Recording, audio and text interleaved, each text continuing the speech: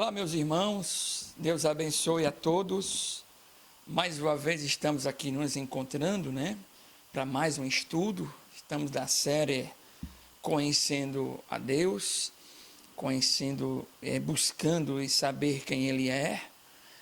E eu sempre repito que isso faz parte da vontade de Deus, conhecê-lo. Ele sempre se apresentou na Bíblia Sagrada, convidando os seus servos, convidando a todos a conhecê-lo.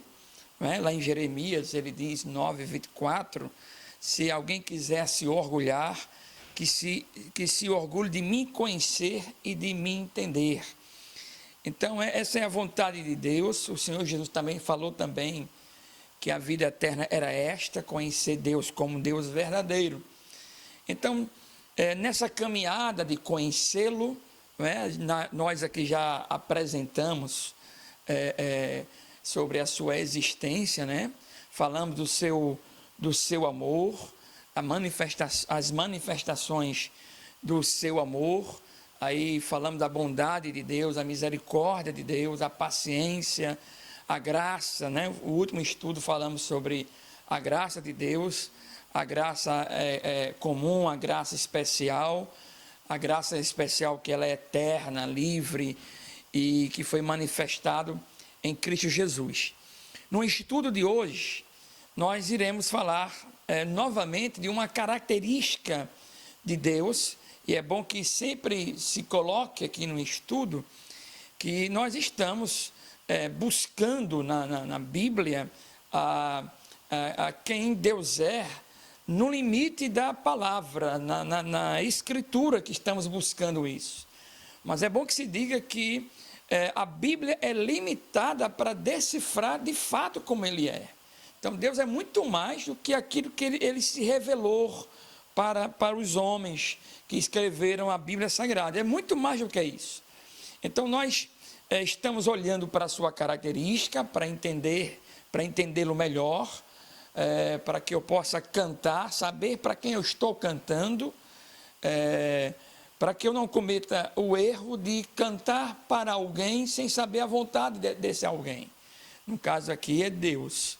E hoje vamos apresentar um dos seus atributos, uma de suas características, que é a fidelidade de Deus. Então, por toda a Bíblia, meus irmãos, Deus se apresenta e é reconhecido e louvado como um Deus verdadeiro e o fiel cumpridor da sua palavra e das suas promessas. Então, a Bíblia, ela apresenta e ela enfoca muito nesse ponto, que Deus, Ele é fiel, Ele é verdadeiro. Como exemplo, João capítulo 3, verso 33, João diz assim, Deus é verdadeiro. Ele diz, Deus é verdadeiro. Então, faz parte de Deus a verdade. E João diz que a vida eterna consiste em conhecer Deus como verdadeiro. Veja, João 17:3 diz, e a vida eterna é esta, que te conheçam a ti só, como o único Deus verdadeiro, e a Jesus Cristo a quem enviaste. Então veja que a vida eterna, o conhecer a vida eterna é conhecer um Deus que é verdadeiro. Veja que há um contraste muito grande entre o Deus que a Bíblia apresenta como verdadeiro, como os deuses que são fabricados pelos homens. Veja como Deus fala em Jeremias, capítulo 10, o verso 10. Mas o Senhor Deus é a verdade. Ele mesmo é o Deus vivo e o Rei eterno.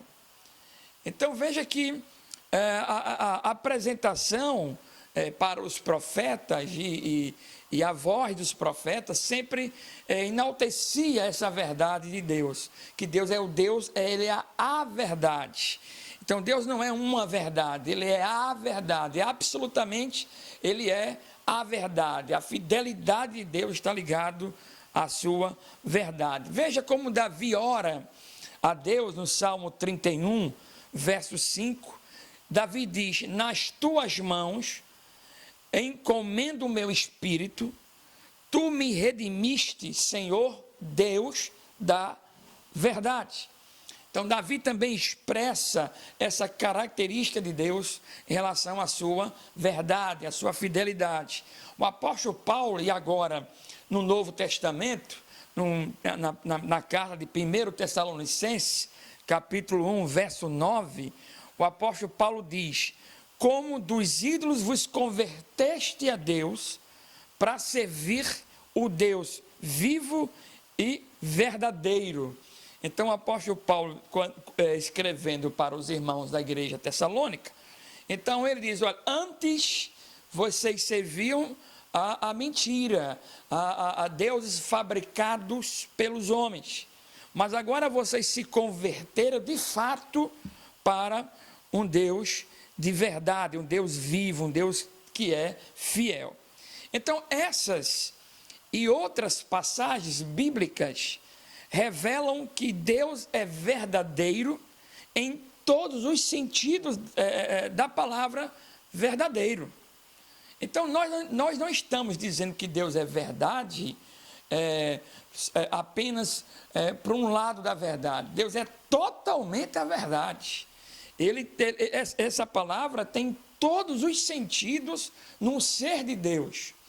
Então, diante disso, nós podemos definir essa ideia que Deus é verdadeiro em todos os sentidos.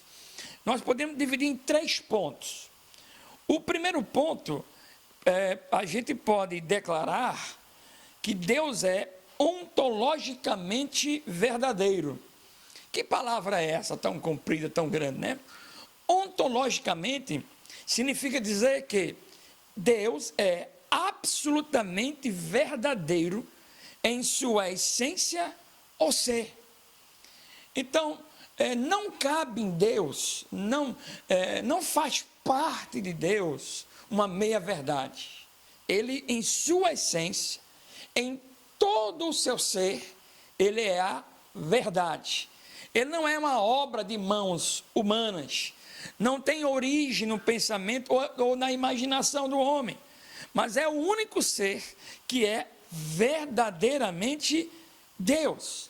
Então, em sua essência, em todo o seu ser, Deus é a verdade. Deus, ele é fiel. A fidelidade de Deus está em todo o seu ser. Deus não pode enganar ninguém, porque o seu ser não permite. O seu ser, ele é totalmente compreendido pela verdade. E outro ponto que podemos definir que Deus é completamente a verdade, que Deus ele é intelectualmente verdadeiro. Veja, quando falamos intelectualmente, quer dizer que Deus, ele é absolutamente verdadeiro em seu conhecimento, o qual é perfeito e imutável, em oposição ao erro e ao engano. Veja, meus irmãos, a lógica de Deus, ela é perfeita. Nenhuma de suas conclusões é falsa ou ilegítima. Então, Deus, a verdade de Deus, a fidelidade de Deus é imutável, ela não muda. Deus não pode falar algo para Abraão e falar outra coisa para você, porque a essência dele é a verdade. Então, ele não pode entrar em oposição ao erro e nem ao engano. Então, ele não pode se enganar e ele não pode enganar ninguém, porque é a sua essência. Então, veja, meus irmãos, e outro ponto que podemos destacar dessa verdade de Deus, que Deus, a palavra verdade para Deus compreende em todos os seus sentidos, que Deus é moralmente verdadeiro. O que eu quero dizer com isso? Eu quero dizer que Deus é absolutamente verdadeiro no seu relacionamento, nas suas palavras e nas suas promessas. Ou seja, ele é fiel, ele não mente, ele não engana. Veja, a Bíblia diz em Números, capítulo 23, verso 19, diz assim: Deus não é homem para quem minta, nem filho do homem para que se arrependa. Porventura diria ele e não faria? Ou falaria e não confirmaria? Veja que expressão belíssima quando se aponta para Deus. Ele é Deus verdadeiro. Ele não é um homem que o ser humano, ele muda conforme uma verdade que ele descobre. Às vezes a gente tem uma verdade, a gente fala, essa é a verdade, mas vem outra pessoa que nos comprova, uma pessoa vem e nos comprova que a minha verdade que eu abracei, ela não tem comprovações, ele me convence uma verdade. Então nós somos sempre convencidos a uma verdade. Isso não cabe em Deus. Deus nunca é convencido por outra verdade, porque Ele é a verdade. Ele é a essência da verdade. Então, aquilo que Deus fala, será. O que Ele disse, se cumprirá. Veja que o oposto do Deus de verdade, o oposto, quem está ao contrário de Deus, é o diabo. Veja o que a Bíblia diz em João capítulo 8, verso 44. A Bíblia diz na parte A: vós tendes por pai ao diabo, e quereis satisfazer os desejos do vosso pai. Ele foi homicida desde o princípio e não se firmou na verdade. Verso 44, a parte B. Porque não há verdade nele, no diabo. Quando ele profere mentira, fala do que lhe é próprio, porque é mentiroso e pai da mentira. Então veja, o diabo não pode fazer outra coisa a não ser mentir, porque é a sua essência. O ser do diabo, ele é um enganador, e aí vem a palavra diabo, e ele é um mentiroso. Deus, entretanto, é o Deus da verdade, o Deus fiel e verdadeiro, a própria fidelidade, o Deus que não pode mentir. Então, em 1 João, capítulo 5, verso 20, João diz: e sabemos que já o Filho de Deus é vindo, e nos deu o entendimento para conhecermos o que é verdadeiro. Então, quando Jesus ele veio aqui na terra, ele veio mostrar o Pai. Por isso que os discípulos perguntaram, mostra-nos o Pai, Senhor. Ele disse, olha, o Pai, há tanto tempo que eu estou convosco. Ou seja, a missão de Jesus, além de resgatar o homem, ele também veio mostrar a revelação da verdade. Ele veio mostrar quem é o Deus da verdade. Então veja que quando as Escrituras apresentam a Cristo em sua pregação, e dentro do conteúdo da sua pregação, o Senhor quis mostrar o Deus da verdade. Mas ainda em 1 João, capítulo 5, verso 20, parte B, diz, no que é verdadeiro estamos, isto é, em seu Filho Jesus Cristo. Este é o verdadeiro Deus e a vida eterna. Veja, meus irmãos, Deus, ele, em sua essência, é tanto a verdade, que quando o homem pecou, Deus não podia, por causa da sua essência da verdade, ele não podia abraçar o homem em pecado, o homem na mentira. Talvez seria muito fácil para nós, visto que nós temos esses códigos de éticas, que a gente pode sorrir para alguém que a gente não queira sorrir, por questão de bem-estar, ou coisas a tipo. Deus, ele é diferente. Ele não pode abraçar o pecador, ele não pode abraçar o pecador e esquecer o que o pecador fez, porque ele é a verdade. A verdade de Deus, esse atributo faz que ele não tenha sombra. Então Deus não pode pegar um pecador, meu filho, vem cá, eu amo você, você está em pecado. Não pode, porque a verdade dele, a essência dele vai dizer que você não pode, porque você é puro. Por isso que quando a gente olha os atributos de Deus, quando a gente olha as características de Deus, a gente compreende a cruz de Cristo. Porque, pensemos, irmãos, Jesus não veio aqui para mostrar uma história bonita, para ser apresentada na Semana Santa. Não. Jesus veio para abraçar o pecado do pecador, e por Jesus, ele ser um homem justo, sem pecado, Deus, o Deus da verdade, aceitaria a morte de um justo. Então, a verdade de Deus, para abraçar o homem, teve que ter um sacrifício do seu próprio filho. Então, Deus, ele não finge uma verdade, ele é a verdade.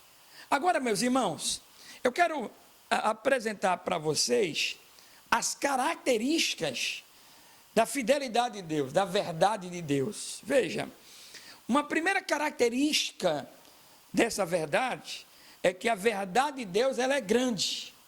Observem, Davi disse em Salmo 36, verso 5, ele diz: a tua misericórdia, Senhor, está nos céus, e a tua fidelidade chega até as mais excelsas nuvens. Olha que coisa fabulosa. Quando o salmista, ele está lá olhando o seu mundo, e é bom que se diga que é o mundo antes de Cristo, e ele quer medir a fidelidade de Deus. Se ele escrevesse e medisse a verdade de Deus de forma horizontal, ele conseguiria chegar a um tamanho. Então ele pensou, peraí, a verdade de Deus é muito mais profunda, eu não posso medir. Então ele olha para a nuvem, algo que não dá para alcançar, e ele diz que a fidelidade de Deus chega até as mais excelsas nuvens. Não é somente nessa nuvem, essa que a gente vê de chuva, ele olha mais além. Ou seja, a verdade de Deus, a minha humanidade, naquele contexto do mundo dele, a verdade de Deus, ela é tão excelsa, está ali que eu não alcanço, porque Deus, a verdade de Deus, ela é grande, e não tem como a gente imaginar a verdade de Deus. Veja, meus irmãos, a fidelidade de Deus é de tal ordem que a gente não pode medi-la. Ela é perfeita, ela é absoluta, ela é imensa, ela é incompreensível para nós, a verdade e a fidelidade de Deus. Então a verdade de Deus, ela é grande, ela é imensa, não tem como a gente medir, calcular o tamanho da verdade de Deus. Uma segunda característica dessa verdade é que a verdade de Deus, ela é eterna. Veja, meus irmãos, o salmista declara da seguinte forma, no Salmo 117, 2 e no Salmo 119, 90. Veja o que ele diz: porque a sua benignidade é grande para conosco, e a verdade do Senhor dura para sempre. Louvai ao Senhor. Veja que a definição que ele apresenta, a verdade de Deus. A verdade de Deus dura para sempre. Então, meus irmãos, não existe em Deus, eu já falei aqui, mas não existe em Deus o atualizar, porque a verdade dele dura eternamente. Quando ele criou o mundo lá em Gênesis, um livro muito antigo, quando ele criou o mundo, de lá para cá, Deus não precisa se atualizar. É tanto, meus irmãos, na narrativa de Gênesis, você vai ver a criação de todas as coisas em 6 dias, né? E aí me diga se alguma coisa depois daqueles 6 dias foi criado. Se alguma coisa, o resto que foi feito depois daqueles 6 dias, a gente cria, mas a matéria-prima vem daqueles 6 dias. Ou seja, tudo que Deus fez lá no começo, ainda é atual para nós até hoje. E aí, me referindo às suas palavras, o que Deus estava tratando com Adão, trata com você hoje. Deus não mudou de ideia porque nós mudamos de roupas. Deus não mudou de ideia porque nós mudamos de filosofia. Deus não se prende a nenhuma filosofia, porque Ele é a verdade, está acima da filosofia. Ele é transcendente, ou seja, a verdade dele é eterna. A verdade que ele se expressou para os profetas e para os apóstolos é a mesma verdade hoje. Então, o que eu vejo hoje é que o mundo, a filosofia do mundo quer que eu defina a minha crença como uma verdade e não a verdade absoluta. É isso que o mundo está querendo. É isso que alguma área das faculdades querem passar para os alunos.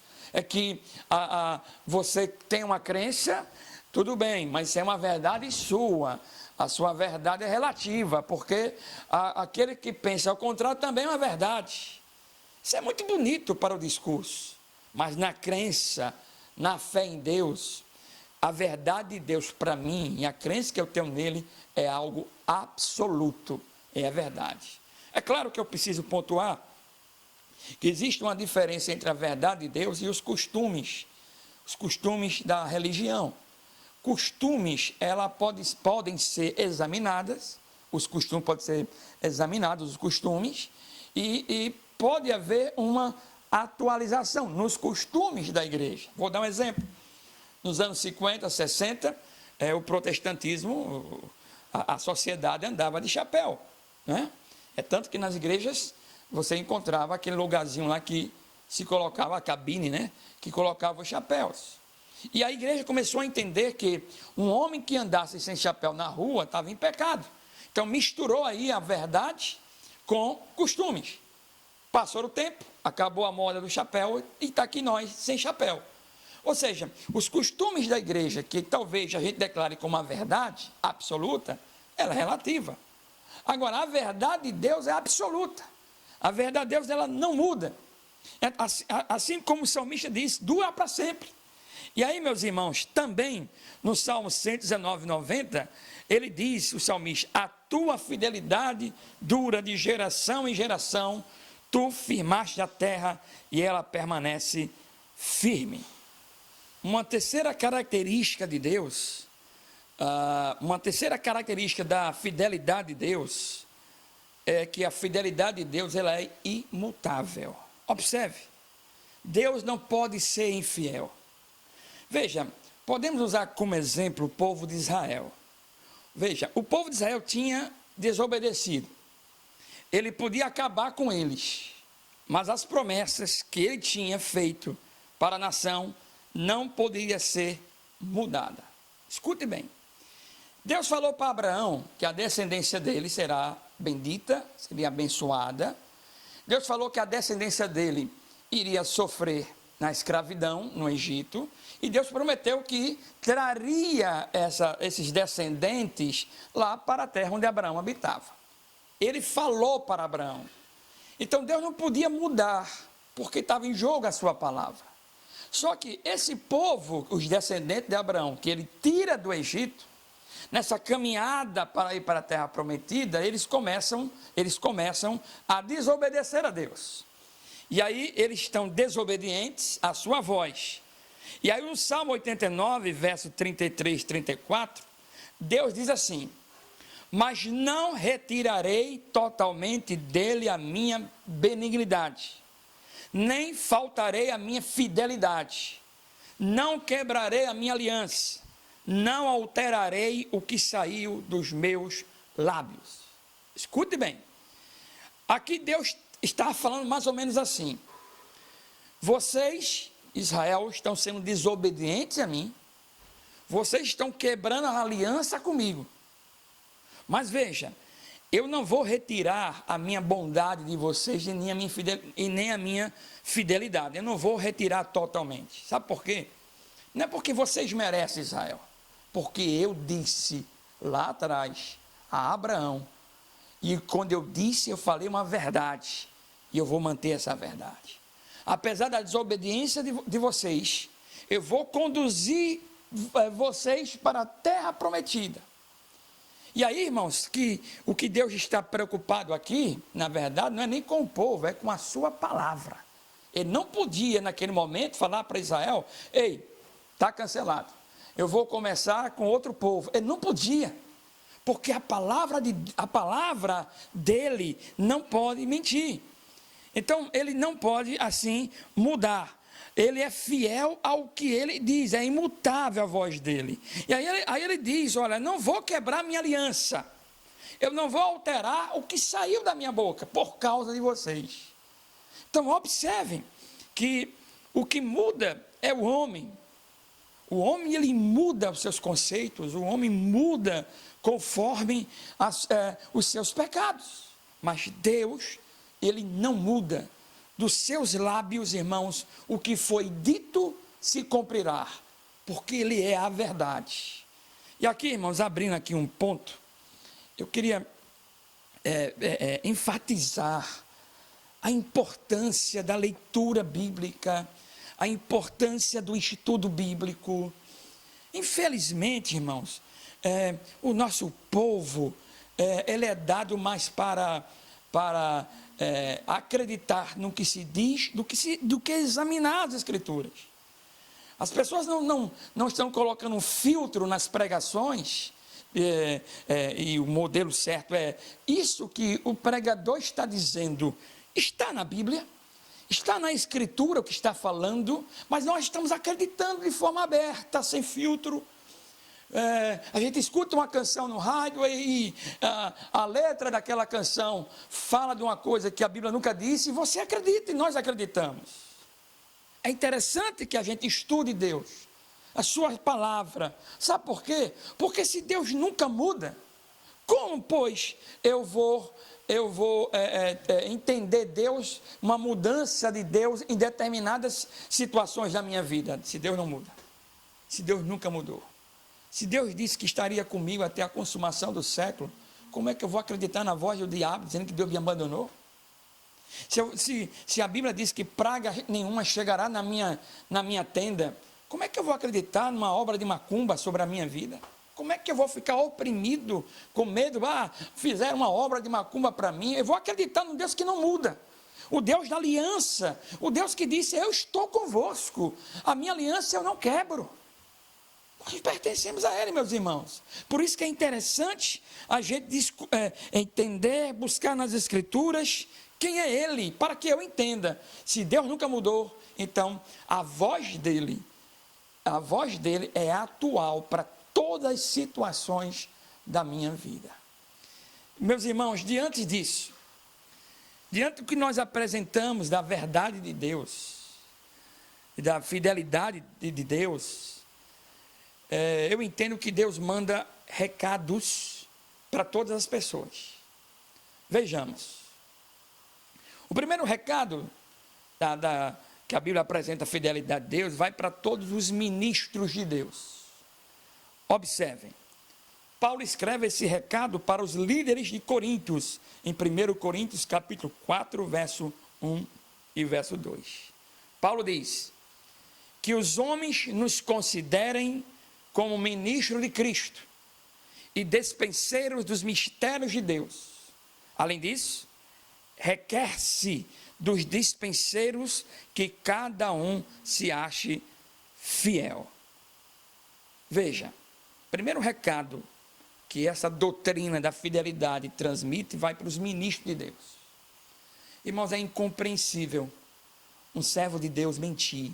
É incompreensível um líder mentir. Por quê? Porque eu e você somos servos de um Deus da verdade. Então, eu acho que você já pegou esse senso comum de olhar para um filho e você fala assim, você é a cara do seu pai, você anda igual ao seu pai, você fala igual ao seu pai. Não é assim? Às vezes a pessoa nem se parece com o pai, mas a maneira de falar, a maneira de sentar é igual. Então, não se compreende, é incompreensível termos líderes que mentem, ou líderes que falam a meia verdade. Eu sei que a gente é frágil, eu sei que a gente temos a gente tem a natureza carnal, mas nós servimos a um Deus que em sua essência é a verdade. Então, talvez a pior mentira, a mentira mais escandalosa é de um pregador que prega um Deus da verdade que mente. É mais escandaloso, porque ele está apresentando um produto, vamos dizer assim, ele está apresentando um produto e ao mesmo tempo ele não crê nesse produto. Então, esse primeiro recado da fidelidade de Deus é para os ministros. É como se Deus estivesse falando, se eu sou a verdade, você também ande na verdade, ande na minha justiça, mesmo que isso custe caro, mesmo que isso venha custar a sua reputação, mesmo que isso venha custar a sua moral. Se Deus é fiel, Ele nos convida a ser fiel. Mas eu vou perder em determinadas situações, se eu falar a verdade, que perca. Porque Deus vai honrar, meus irmãos. Deus vai honrar quando nós somos fiéis. Mesmo que a gente passe por vergonhas. Mas Deus é fiel para trazer o reparo. Como Paulo diz que ele não leva em conta as coisas que ele entende como prejuízo. Em outras palavras, Deus paga aqueles que andam na justiça e aparentemente pensa que está perdendo, não está perdendo. Porque o Deus da verdade, que falou que vai cuidar de você, que vai cuidar de mim, Ele vai cuidar, porque Ele não pode mentir.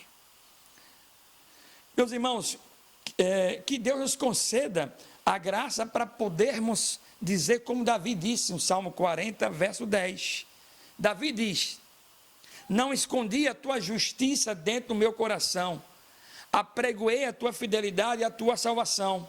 Não escondi da grande congregação a tua benignidade e a tua verdade. Coisa magnífica, louvado seja o nome do Senhor. Um segundo recado de Deus, diante da sua fidelidade, da fidelidade que nós apresentamos, que a verdade dele não muda, a verdade dele é grande. O segundo recado de Deus é para todos os descrentes. Veja, e essa palavra para os descrentes é uma palavra de advertência.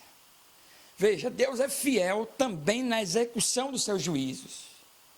Aqueles que não se refugiam em Cristo estão expostos à ira dele. Em Romanos 1, capítulo 1, verso 18, diz: porque do céu se manifesta a ira de Deus sobre toda a impiedade e injustiça dos homens, que detêm a verdade em injustiça.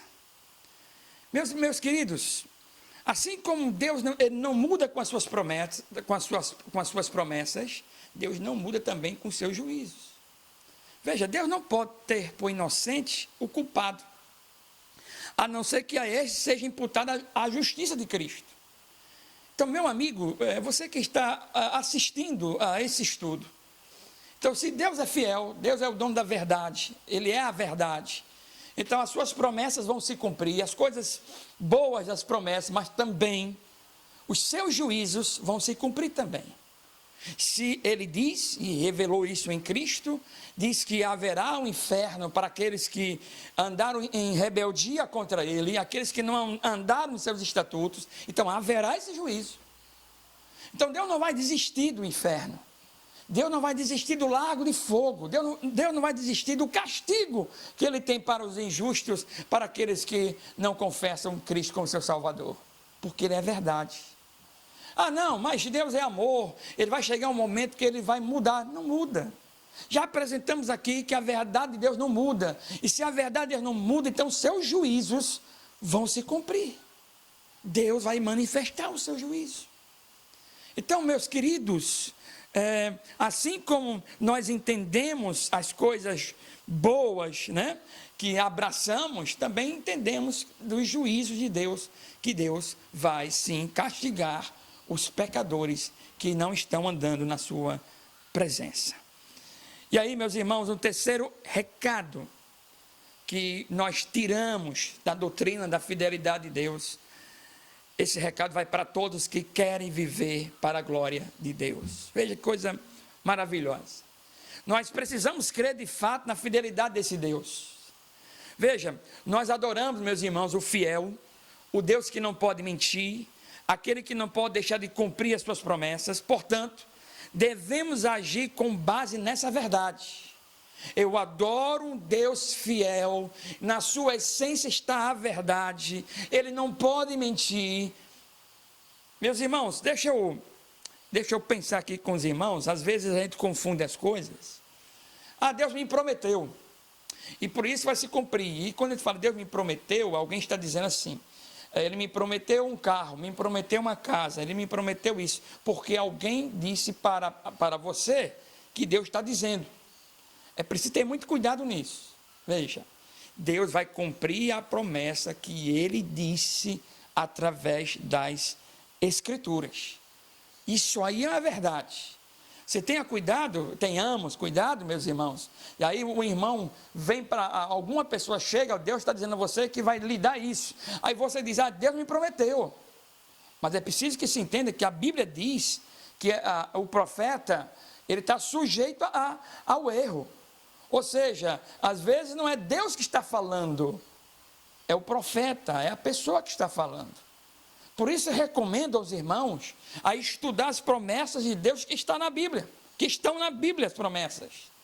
Por quê? Porque essas promessas que estão na Bíblia, elas vão se cumprir. Elas não têm como dar errado, porque Deus se revelou, é a sua palavra. Então, é preciso que a gente tenha esse certo cuidado. Mas, pastor, o que é que se faz então com alguém que me diz que Deus alguém que diz que Deus vai fazer? A Bíblia tem uma recomendação para nós. A Bíblia diz que a gente não despreze as profecias. A Bíblia diz que a gente coloque e examine as profecias. O que é que se deve, assim, de forma prática? Ao ouvir que alguém está dizendo que Deus está dizendo, você guarda, coloca uma peneira. Se for de Deus, se cumprirá. Se não for, não será. Foi o profeta que disse. Mas o mais interessante, meus irmãos, é que a gente possa estudar as promessas de Deus na Bíblia. Veja que a voz de Deus, ela é a verdade, não apenas nas horas tranquilas. Veja, 1 Tessalonicenses capítulo 5, verso 24, veja o que diz: fiel é o que vos chama, o qual também o fará. Olha que texto, olha que versículo: fiel é que vos chama, o qual também o fará.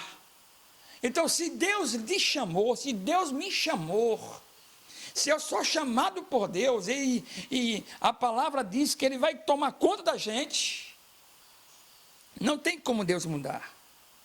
Lembra de Ana, a mãe de Samuel, que na sua angústia confiou no Senhor? Ela era estéril e pediu um filho, e Deus prometeu a ela um filho, e Deus deu o filho a ela. E aí ela cantou lá em 1 Samuel, capítulo 2, verso 2, ela vai louvar ao Senhor. Não há santo como o Senhor, porque não há outro fora de ti, e rocha nenhuma há como o nosso Deus. Meus irmãos, daquilo que a gente apresentou aqui, nesse estudo da fidelidade de Deus, que você possa abraçar essa doutrina, que você possa abraçar esse conhecimento. Você está numa estrada, seja a estrada do Salmo 23, indo para pastos verdejantes, indo para as águas tranquilas, seja para o deserto, o Deus que é fiel, que cuida de mim, cuida de você estará. Talvez, assim como lá em Isaías, ele diz que quando passares pelo fogo, quando passares pelas águas, quando passarem pelos rios, talvez esse Deus permita que você passe pelo fogo, pelas águas da tribulação, pelos rios da tribulação. Talvez ele permita. Mas o mesmo texto diz em Isaías que Ele estará conosco. Ainda que você passe pelo fogo, ainda que você passe pelas águas, as águas não vão te submergir, porque eu estarei contigo. O Deus fiel, Ele promete estar conosco todos os dias. Isso é uma verdade que você deve abraçar, porque essa verdade pertence ao Deus que te chamou. Que o Senhor te abençoe e te guarde, em nome de Jesus. Até a próxima.